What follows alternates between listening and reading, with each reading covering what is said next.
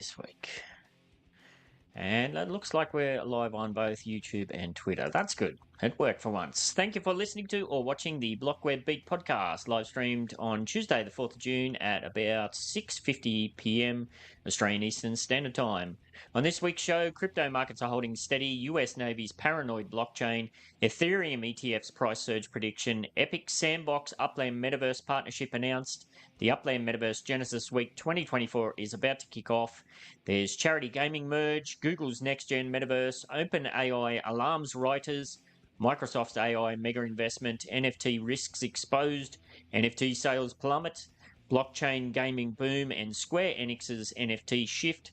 Plus, as always, we ground ourselves with some real-world insights with a few doses of reality from the Meatsuitaverse. But before we get into all of that, we got to have the... Warning, the information and opinions within are solely the views of the individuals involved contains content not suitable for anyone. Certainly not suitable for everyone, that's for sure. All right, let's start things off by taking a look at what's currently happening in some of the crypto markets. This week in the crypto market, we see a bit of a mixed bag, but fairly stable overall.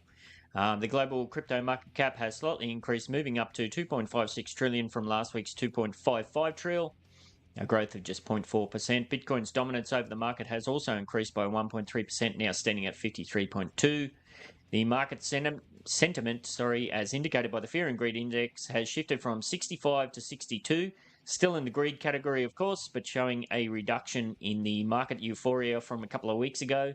Bitcoin itself has seen a modest increase of 1.5%, with its price rising to 68,974 at the time of the snapshot. However, Ethereum has declined by 2.4%, now priced at 3,769. Some news coming up on that. Might be a hold on to your horses moment there for the good old ETH. Other notable movements include a significant drop in Engine, down 25.9% to 30 cents, and a 7.4% decrease in Flow, which is now at 87 cents. On a brighter note, Axie Infinity has risen by 4.5% to $8 and a little bit of change there. All right, moving on to blockchain crypto news. The US Navy's introduction of the paranoid blockchain. Get this acronym. It's probably the most convoluted thing I've yet to read. Bear with me here. It stands for Powerful Authentication Regime Applicable to Navy Operational Flight Program Integrated Development. That is a mouthful.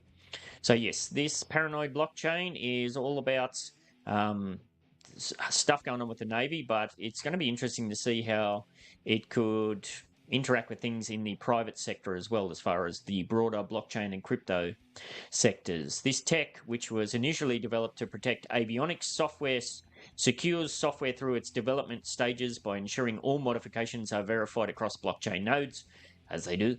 This innovation not only demonstrates blockchain's capacity for enhancing cybersecurity, but also potentially sets a benchmark for future collaborations between the public and private sectors in tech development.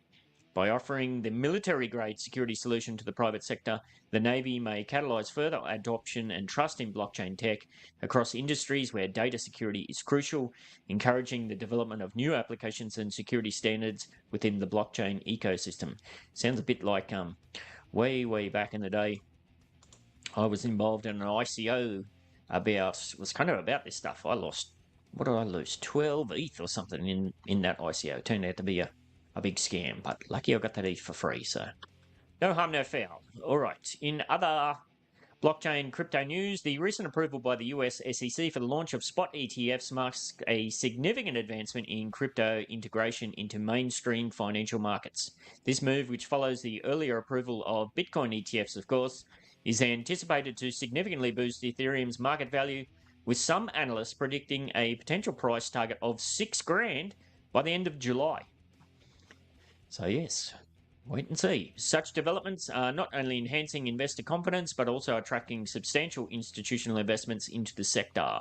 The broader implications for the blockchain and crypto sectors could be transformative, as this legitimizes crypto assets as a significant component of the financial landscape, potentially leading to increased adoption, innovation, and investment across various blockchain techs. So straight off the bat, we've had two articles there, all about trying to get the crypto blockchain kind of stuff more into the eyes and ears and hands of mainstream. All right, moving on. Now, this was massive news through the week. or late last week. In Upland Metaverse news, the Sandbox and Upland are pioneering a transformative partnership in the Metaverse, designed to enhance community creation and cross-ecosystem engagement. This collaboration seamlessly integrates the Sandbox virtual world capabilities with Upland's innovative real-world mapping, allowing for fluid interaction and engagement between users of both platforms. Upland will establish its headquarters in the Sandbox and vice versa, fostering a deep collaboration that includes joint design competitions. Those are all coming up soon. So if you've got any sort of design chops, some UGC content abilities, you should definitely check these ones out. This partnership not only boosts community involvement through shared events and competitions, but also allows the Sandbox's landowners to receive virtual properties in Upland. Apparently, they're going to have their own standalone little neighborhood or something. And also, with the Upland community members, they're going to be able to earn sand tokens and exclusive NFTs by engaging in Sandbox activities. The upcoming Genesis Week event on June the 7th, 6th and 7th, that should say, promises to unveil more details, marking a significant milestone in digital collaboration and metaverse development. This strategic alliance highlights the potential of collaborative efforts in building a unified and immersive Web3 experience. If you didn't see, I put a video out almost straight away, actually, because yes, I can be a whiny old prick at the best of times, because I have been around the Upland space for a very long time. There's a lot of things that I would like to see improved, of course, but this definitely got my eyes open. I think this bodes very, very well for the future. So, yeah, if you haven't seen already, check that video out. I kind of went through my top 5 things why I think this is such an awesome big deal, yada, yada, yada. All right, sticking with Upland, of course, many in the Upland community are no doubt packing their bags and gearing up for Upland Genesis Week 2024 live in Las Vegas on June 6th and 7th. The Upland community is, of course, buzzing with excitement as peripheral events have already kicked off, building anticipation for the main event. This year, as always, one of the main spotlights is on the unveiling of the new Genesis Week City release. No official details on what that's going to be just yet.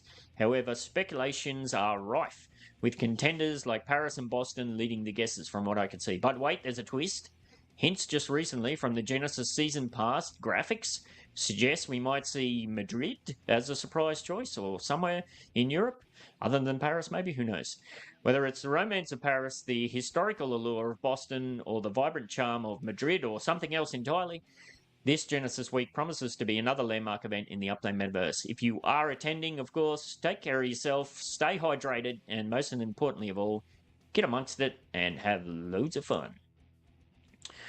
All right, in wider Metaverse news, the Sandbox, there we go again, a prominent decentralized gaming virtual world by Animoca Brands, has teamed up with the Hong Kong-based charity Food Angel to launch Food Rescue World. I did have a lot of fun putting the graphics together for this. This initiative marks Food Angel's pioneering venture into virtual environments to amplify its food conservation efforts. In Food Rescue World, players engage in virtual quests that mimic real-world food rescue processes, collecting surplus food, preparing meals, and distributing them to the underprivileged. This immersive experience not only educates players about food conservation, but also offers tangible support through coupon rewards from partners, bridging virtual activities with real-world impact. The collaboration celebrates World Food Rescue Week, and highlights the Metaverse's potential to support charitable causes effectively. Sticking in other Metaverse news, Google has teamed up with the Magic Leap to forge what does it say? Google has teamed up with Magic Leap to forge a new path in extended reality, XR tech, enhancing their competitive edge against giants like Apple and Meta in the Metaverse realm. This partnership leverages Magic Leap's optical expertise with Google's robust infrastructure to innovate immersive experiences that meld the physical and digital worlds. We were just talking about that. While specifics on products remain under wraps, this collaboration stirs speculation about a new AR XR headset that could shake up market dynamics. This strategic alliance underscores the escalating importance of the metaverse as tech behemoths increasingly invest in virtual environments to captivate and expand their user bases, projecting a market boom to 1.6 trillion by 2030. So yeah, there's still plenty of FUD out there. Like when I was researching for this, there was just loads of articles about how old mate Zuckerberg's done his ass in the metaverse and he's switched over to AI, but it's all interlinked. I don't think we've even seen the very start of any of this just yet. We'll have to wait and see. All right, speaking of AI, in AI news, OpenAI's recent content licensing agreements with Vox and The Atlantic have ignited concerns among news writers and their unions, wary of the potential impacts on content creation and internet dynamics. These deals allow OpenAI to utilize published articles to train its AI models, raising fears about the reduced search traffic to publisher sites and threats to journalists' livelihoods. The unease extends beyond writers, with legal challenges from media entities like the New York Times against OpenAI and Microsoft for using creative works without proper compensation. Yeah, that's a bit dodgy, but I mean, if it's out there in the internets, it's kind of fair game, isn't it? Anyhow, this controversy underscores broader tensions in the media and entertainment industries regarding AI's ethical use and its implications for creator rights. Yes, I certainly wouldn't want to be a journalist or something like that these days, because I used ChatGPT for about 4 hours this afternoon at work, and I was able to do way more stuff than I would have done previously. It would have taken me hours and hours. So yes, I'm definitely using it like a journalist perspective for some of my in real life stuff. I'm not just always playing around with all the funny things, making images and that for this here. Although many of the skills I learned here, I do put into that. So, all right. In other AI news, Microsoft has announced a substantial $4.83 billion investment to bolster its cloud and artificial intelligence operations in Sweden, marking its largest financial commitment in the country to date. This strategic expansion includes deploying 20,000 advanced GPUs across its Swedish data centers and aims to equip 250,000 Swedes, approximately 2.4% of the population, with AI skills to enhance national competitiveness. Well, that's interesting, isn't it? Yeah. So some people are going to lose their jobs, but this is going to create 250,000 jobs, apparently. So, yeah, all of these people going to get involved. Sounds pretty fun to me. Anyhow, it goes on to say the investment underscores Microsoft's broader ambitions to drive AI adoption, but not only in Sweden, but also across the entire Nordic region, emphasizing its dedication to integrating cutting-edge technology with substantial socio-economic benefits. Imagine the bloody dishes that old mate the Swedish chef he could have cooked up if he had access to ChatGPT. Back in the day, if you're young and you got no idea what I'm talking, I apologize for that. Look it up. All right, moving on to NFT news. The US Treasury Department has issued its first risk assessment on NFTs, underscoring potential illicit uses and investor risks within the NFT market. Duh. The report highlights concerns such as the potential for NFTs to be used in terrorist financing, nuclear proliferation, and money laundering. Although it notes that most illicit activities still predominantly occur through traditional fiat transactions. Yeah, exactly. The assessment also points out that while digital asset fraud does happen, it often involves traditional fraudulent schemes like Ponzi schemes, with unique digital mechanisms like smart contract manipulation being less common. Despite these risks, actual instances of NFTs being used for severe criminal activities like terrorist financing or drug trafficking are rare, with notable exceptions including digital asset theft by North Korean groups. Yeah, I was going to say that. To combat these risks, the Treasury recommends regulatory measures, industry collaboration, international cooperation, and consumer education on NFTs and digital asset security.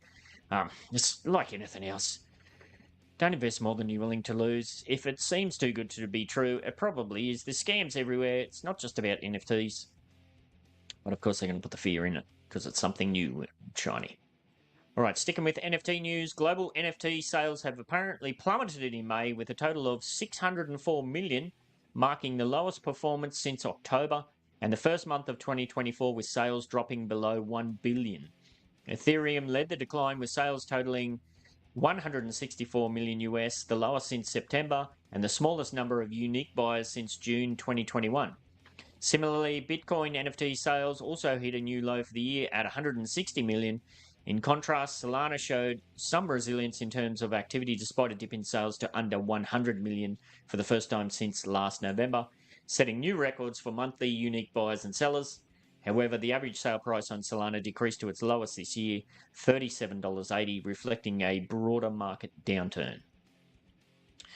All right, in a bit better news, in Web3 gaming news, the surge in blockchain gaming investments nearing 1 billion in April 2024 can be attributed to increased investor confidence and Ethereum innovations. Despite a cautious start with 288 million invested in Q1, the industry saw a significant rise to 988 million in April. I think we covered that last week or the week before. That's all been driven by the adoption of Ethereum's account abstraction and the proliferation of Layer 3 blockchain solutions. These investments are catalyzed by major funds like A16Z's $600 million gaming fund and Bitcraft Ventures' $275 million fund, indicating a bullish outlook for Web3 gaming. The technology enhancements are poised to revolutionize user experience, making blockchain gaming indistinguishable from traditional gaming. Remember last week we said the term Web3 gaming is probably going to be defunct because it's just going to be across the board. It's going to be part of all traditional gaming. It goes on to say that here, of course, particularly by integrating features like seamless account creation and transaction processes that eliminate common pain points such as gas fees. This shift not only promises a better gaming experience, but also forecasts a robust future where blockchain gaming could become a mainstream entertainment platform. Part of that's why I'm so bullish on the whole Sandbox-Upland thing as well. A lot of good stuff can come out of that. All right, in other Web3 news, Square Enix, or however you say it, is shifting its approach to NFTs for its Symbiogenesis blockchain game. That's another mouthful. Transitioning from Ethereum's mainnet to the Layer 2 network, Arbitrum. They're doing this to drastically reduce gas fees. Yeah, the Ethereum gas fees are still atrocious. This decision reflects a broader strategy to enhance the affordability and accessibility of in-game transactions. With this move, Arbitrum will host the next character mint for the game, featuring 1,500 new NFT characters. This change aims to build upon the engagement seen from the initial minting on Ethereum, where unique character names like Egg and Starvation captured both interest and bemusement from the gaming community. Square Enix's pivot to Arbitrum could signal a significant shift in how game developers manage blockchain assets, prioritizing efficiency and cost effectiveness to improve player experiences. Well, hallelujah, wouldn't that be nice? All right, now doses of reality from the Meatsuitaverse. In the Australian Meatsuitaverse news, get ready for some quirky chaos down under as Australia waves goodbye to its 3G network coming up here on August 31st. This is going to be affecting everything from old mobile phones to vending machines. As Australians brace for the mini Y2K moment, countless devices embedded in daily life from parking stations to laundromats are set to suddenly give up the ghost. This sweeping change means big trouble for anyone relying on outdated tech. Businesses are urged not to become 3G casualties, and with essentials like FPOS machines and security systems going kaput, a frenzy to upgrade to newer tech is on the horizon. But don't fret, you've got until the end of August to ditch those soon-to-be useless gadgets. Y2K was a bit of a fizzler. We'll see if this one follows suit. Doesn't sound like it will be, though. Before I switch over to the New Zealand Meatsuitaverse news, now this is one of those things. The article's not very, it's pretty doomy and gloomy, the article, but apparently ChatGPT thought it was hilarious with the image it created, so hopefully this doesn't get any noses out of joint. In the New Zealand Meatsuitaverse news, from dreams to despair, New Zealand's kiwi fruit orchards reveal a bitter tale of exploitation. Indian migrants promised well-paying managerial roles and comfortable living conditions find themselves ensnared in laborious roles with meagre pay and cramped quarters. They were lured by the promises of a better life, paying up to $50,000 as premiums for jobs that turned out to be mere labour positions, starkly different from the opportunities that they were sold. Many of these workers, including Fuljinder Singh, are now stranded with emptied life savings and broken spirits as they navigate the aftermath of a company liquidation and the stark reality of their exploited conditions. The exploitation saga unfolds in Te Teko, where dreams of prosperity are crushed under the harsh realities of migrant labour abuses. That seems to be happening everywhere, though. We have a similar issue in Australia, although our laws are a lot tougher, so I don't think they can get away with it. As far as, mangoes, bananas, there's a whole bunch of stuff where they can't get other people to work there, so they put the call out. And I think that extends to all of the dodgy construction that goes on in certain parts of the world that shall not be named. All right, and lastly, but not leastly, in Japanese Meatsuitaverse news, now this is a doozy. In a remarkably ill-advised heist, an 18-year-old Japanese man was nabbed for attempting to rob a Beppu City convenience store right next to a Koban, a police box. The would-be robber brandished a knife and demanded cash from a 58-year-old employee who smartly fled straight out the door and ran into the adjacent Koban. Unfazed by the proximity to law enforcement or the presence of several customers, his caper ended abruptly as police intervened and arrested him on the spot, ensuring a swift end to the audacious attempt. Must have been a dare or something, unless he had some mental illness or something like that. Who knows? And that's the beat for this BlockWeb week, and a glimpse into some of what's currently making news inside, around, and outside of the metaverse and in the Meatsuitaverse this week. If you'd like to get involved in any of the Upland Down Under Entertainment productions, or if you have an Upland NFT or metaverse product, service, or event to promote, then send me Ben68 a DM, or get yourself on into the NBA server, which is linked in the description. Have you been over there yet? Giving away lots of stuff, especially if you're in the Upland Metaverse. I think we've given away almost 800,000 UPX this year and a whole bunch of map assets. All right, as I said before, if you are heading to Genesis week, have fun, take care of yourself, and we shall catch you later.